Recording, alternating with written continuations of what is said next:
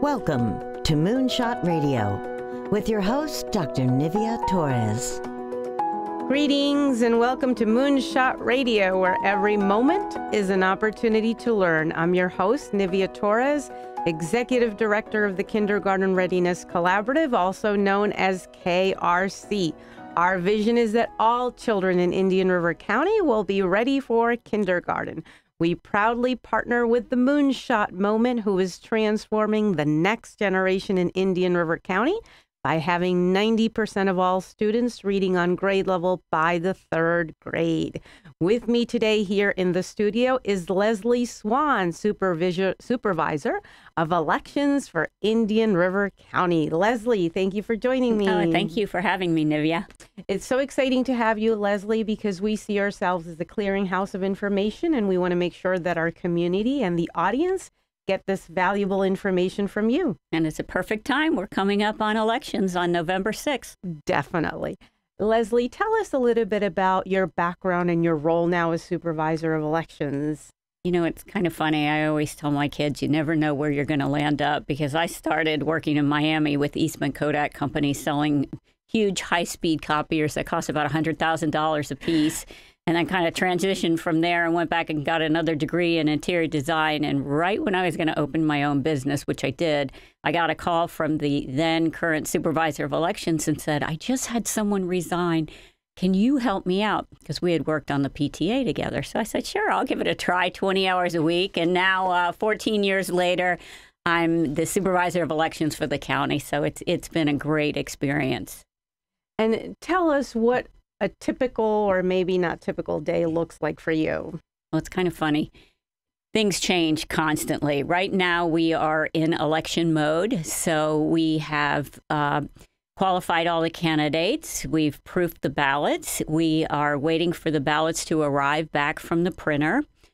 We can print some of the ballots in-house, and actually the end of the week, our ballots are going to be going out to our military personnel, because those ballots have to go out 45 days before the election. And then once we get those out, hopefully our ballots from the printer will arrive within the next 2 weeks, and then you have to inventory them, you have to test them, then you have to divide them up to go into each of the individual polling places and the early voting sites. So there's a lot going on right now. Definitely a busy time of the year for you, Leslie. Leslie, at the Kindergarten Readiness Collaborative, we spent a lot of time talking about literacy. And when I reviewed your website, I was really excited to see that you have a program called the Sunshine State Young Voters Program. What is that about? Oh, that's been a great program. And actually, it has been going on for as long as I've been working at the Supervisor of Elections office. And actually, I used to be in charge of that program. And what we do is the state has a list of 15 books, and they're age appropriate. Some of them go K through 3 or K through 2, 3 through 5, 6 through 8. And it's different reading lists. And we partner with the local schools here, and any school is eligible to participate.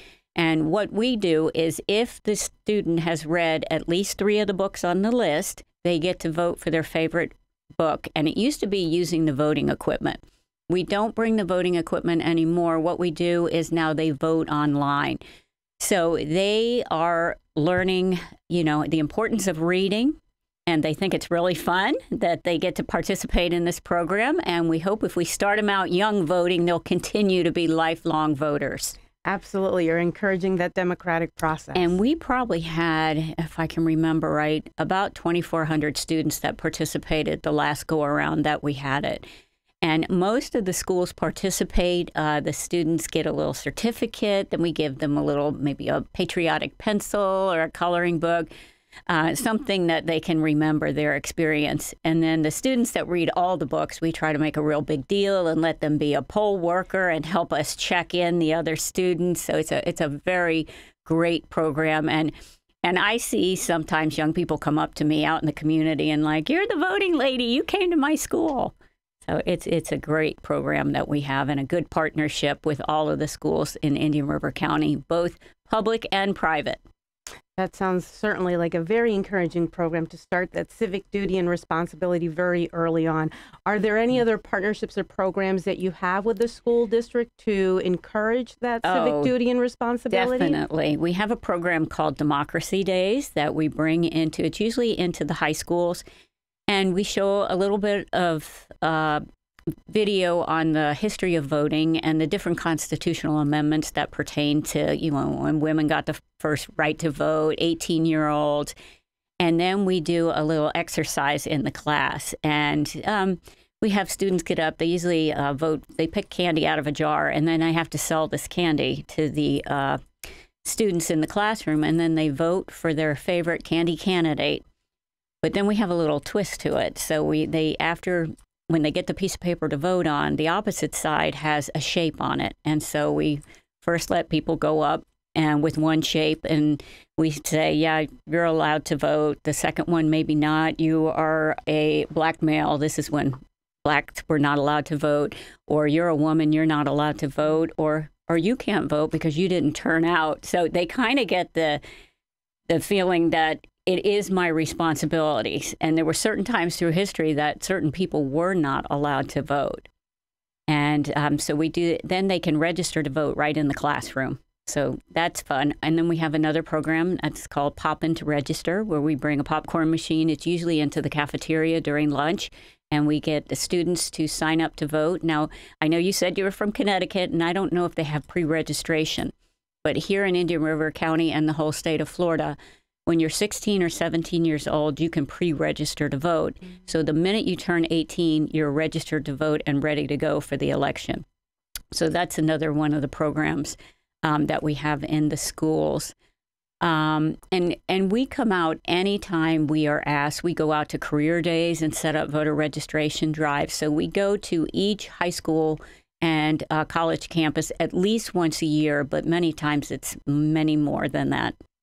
What a great partnership to have with the school district and the local universities, Leslie. And I think you touched upon a little bit on the rights and the responsibilities in little ones and how you foster that. So how do you extend that to the community, and how do you help the community understand, particularly this time of the year, their voter rights and responsibilities?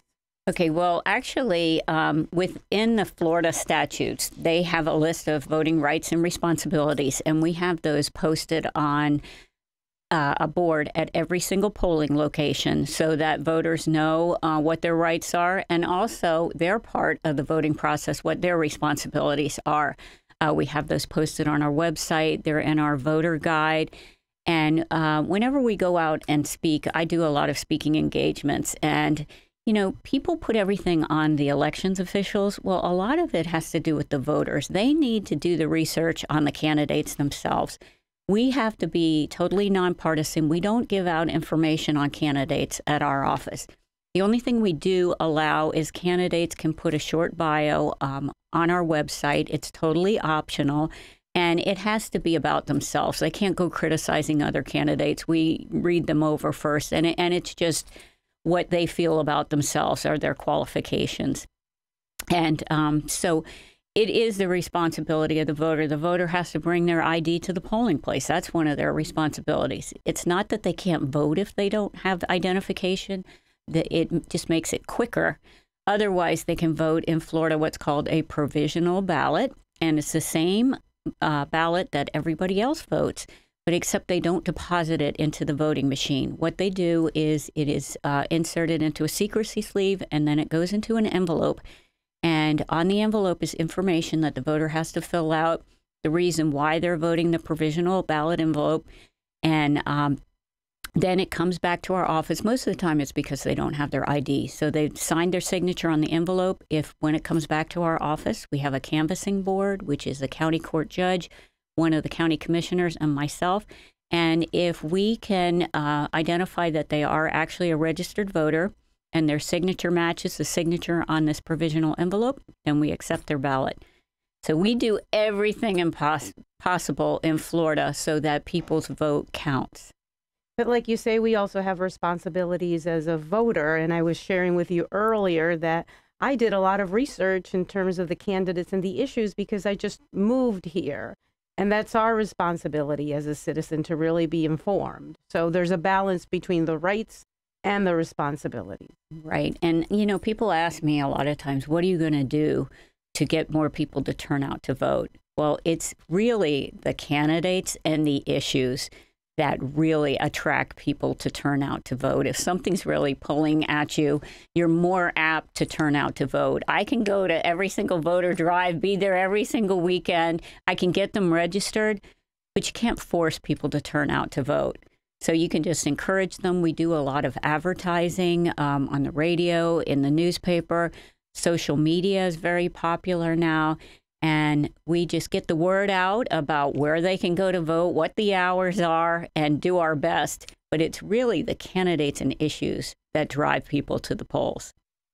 Leslie, we're going to take a quick break to hear from our sponsors, and we will be right back.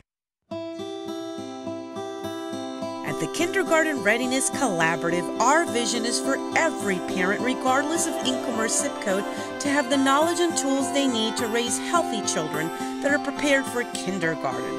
Our mission is to support our partners in developing a high-quality early childhood system that is family-centered.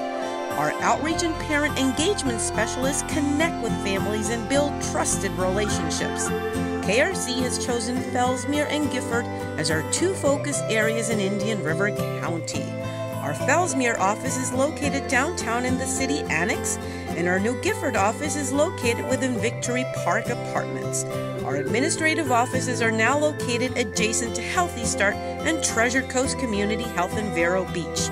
The Kindergarten Readiness Collaborative, developing a high-quality early childhood system for all children in Indian River County.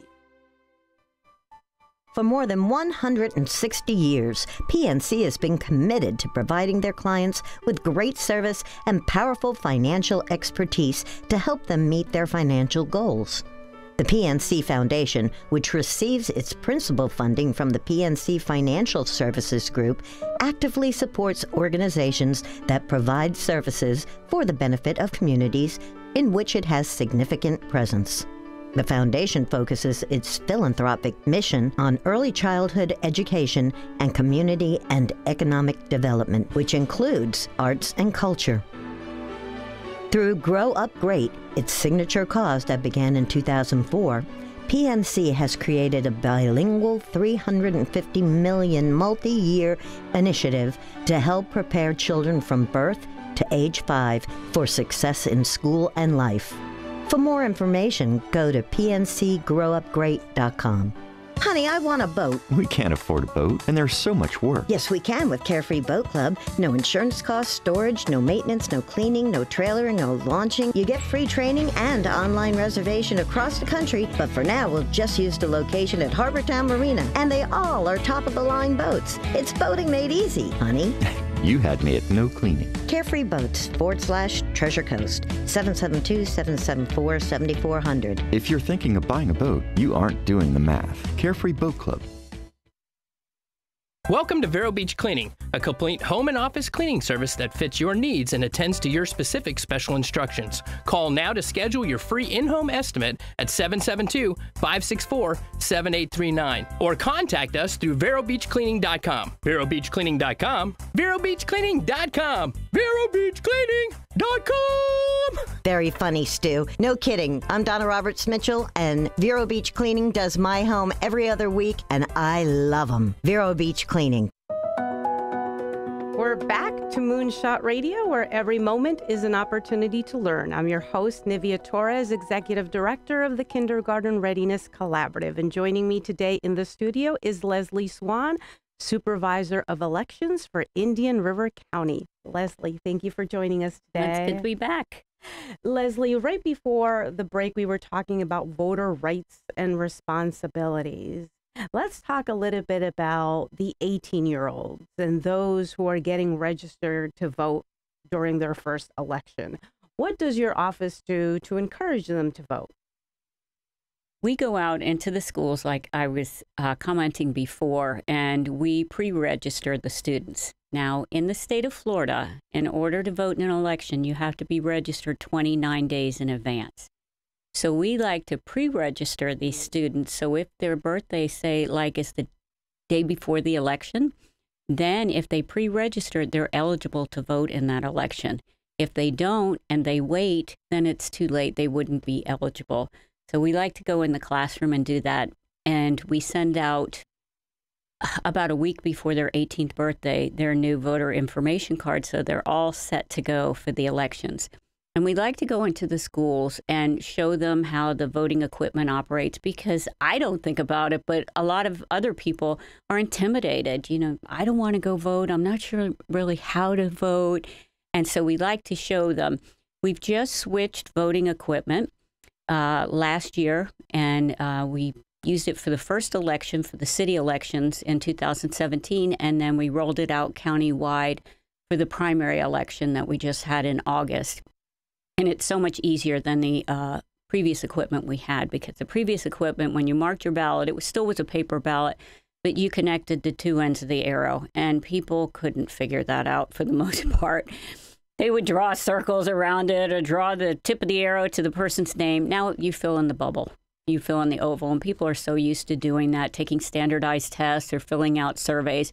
And we have found that they make many fewer ballot marking errors by filling in the oval, as opposed to the way we previously voted with the ballots. And you mentioned paper, so we do use paper to vote, and there's a paper trail, correct? Yes. When I first started working prior to 2004, they did use punch cards, and then they went to touchscreen, and then in 2008, the state of Florida legislature passed a law that said that we have to vote using a paper ballot.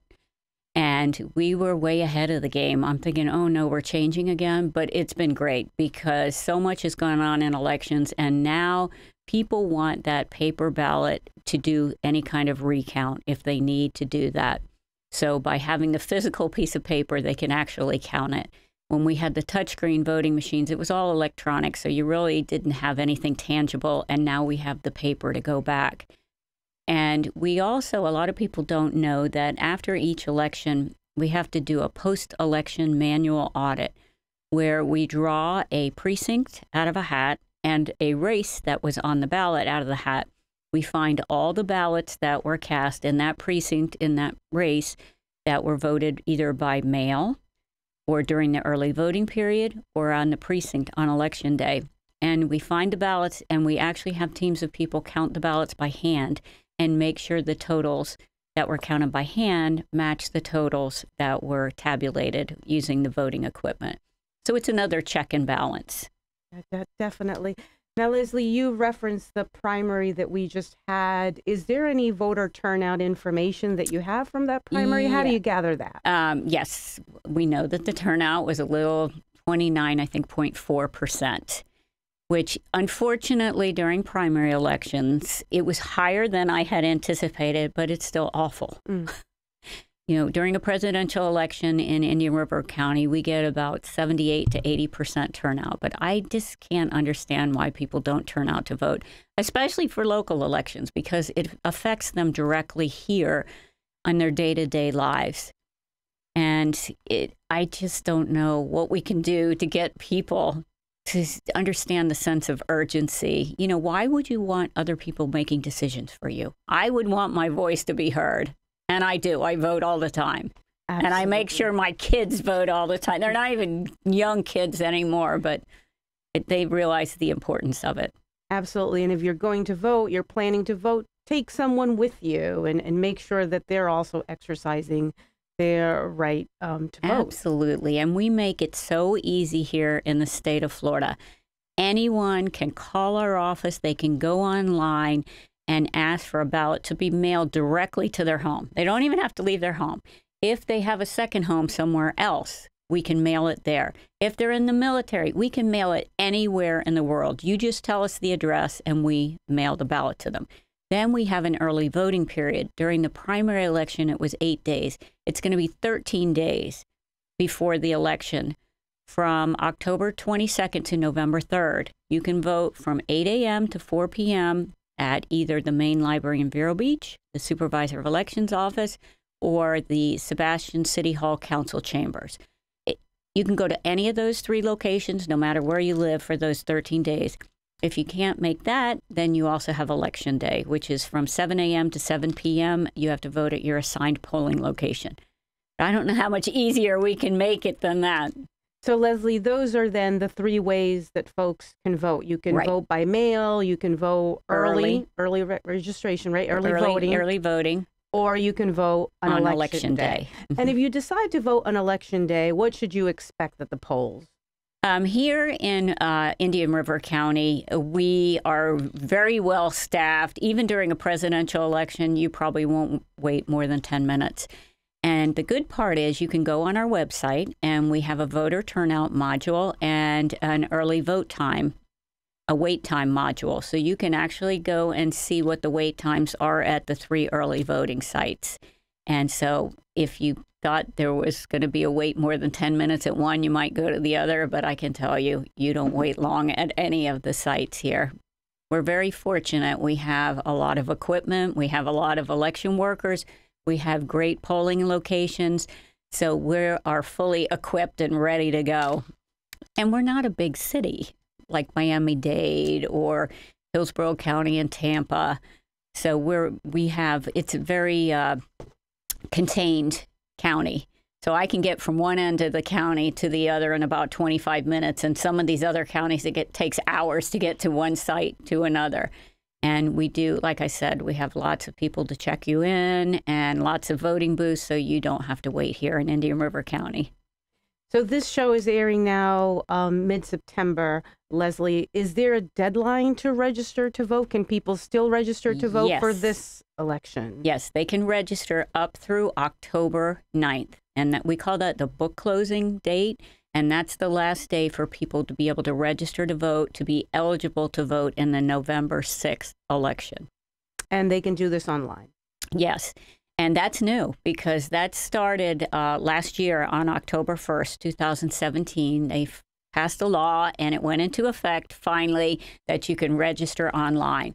The only caveat to that is you have to either have a Florida driver's license or a Florida ID card. And the reason for that is when you go to get your driver's license, you have to sign your name. We need a signature clip in our office because we verify a lot of things. We verify if you sign a petition for a candidate or an issue.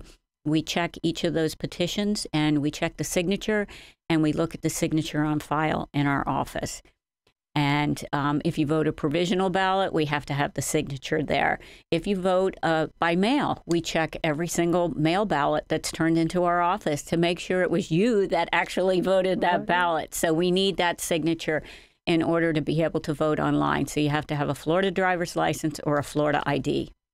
Leslie, any final words to encourage folks to go out to vote, or if they have additional information, they should visit the website? Our website, I feel, is fantastic. It's voteindianriver.com, voteindianriver.com, and you can find out anything you want to. There's voter guides on there. You can check if you're registered to vote. You can check on upcoming election dates. I even have election results back through 1956, which was the furthest I could go back, and sample ballots back to the 80s. So we have a lot of interesting information on there. So we're encouraging our audience to go out and vote and make sure that you take someone with you. And if you have not registered to vote, you still have time to register to vote for this coming election. Yes, you do. And just don't bring one friend. Bring a bunch of friends with you. Bring everybody in your community, but make sure that you exercise your right to vote. And thank you for the work that you're doing in local schools to encourage the young ones to understand a little bit more about their civic duty, because that's important. Well, thank you so much for having me, Nivea. It is important to get the word out and get those young people started on the right foot and voting consistently. Thank you, Leslie. My pleasure. Thank you to everyone for tuning in. Until next time, this has been Moonshot Radio, where every moment is an opportunity to learn. You've been listening to Moonshot Radio with your host, Dr. Nivea Torres.